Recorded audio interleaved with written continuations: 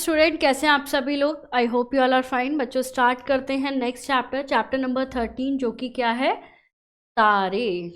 तारे सभी को पता है, रात में आसमान में बहुत सारे तारे दिखाई देते हैं, सभी ने देखे होंगे। अध्यापिका, बच्चों मैं तुमसे एक पहेली पूछती हूँ, सोचकर उत्तर देना। तो एक पहेली, क्लास चल रही थी, टीचर जो है स्टूडेंट से एक पहेली पूछ रही। पहेली क्या थी?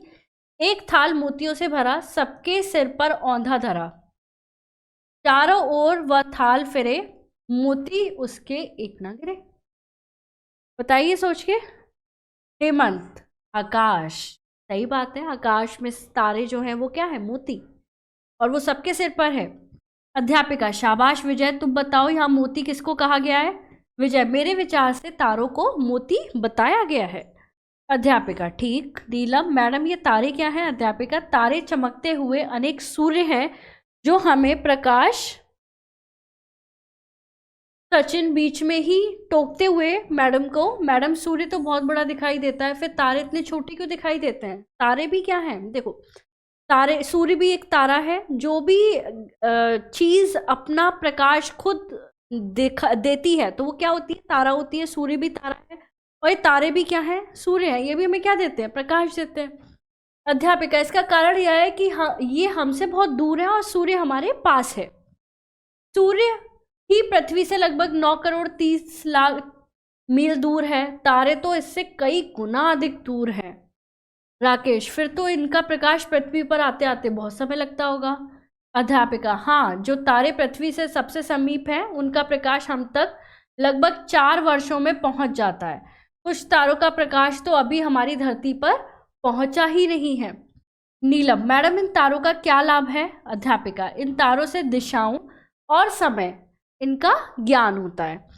हेमंत, मैडम हमने ध्रुव तारे का नाम सुना है, आप हमें उसके बारे में बताइए।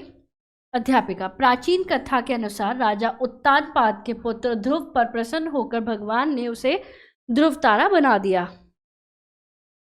उसके एक ओर सप्तर्षि मंडल के 7 तारे हैं और हवाई जहाज के चालक ध्रुव तारा देखकर दिशा का ज्ञान प्राप्त करते हैं।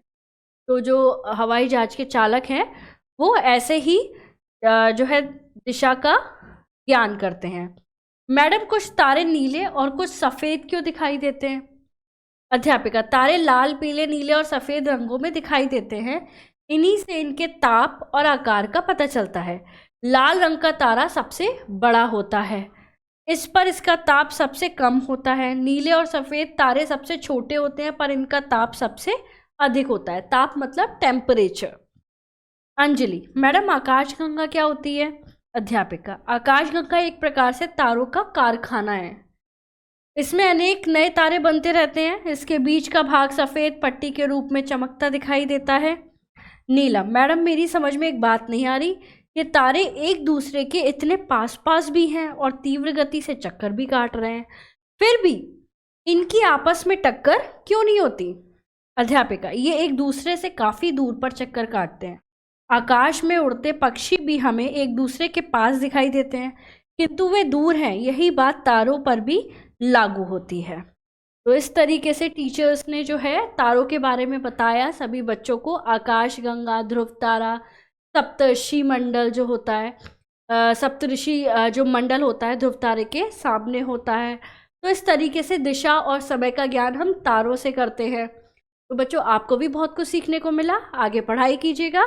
मिलेंगे नेक्स्ट वीडियो में। Thank you so much.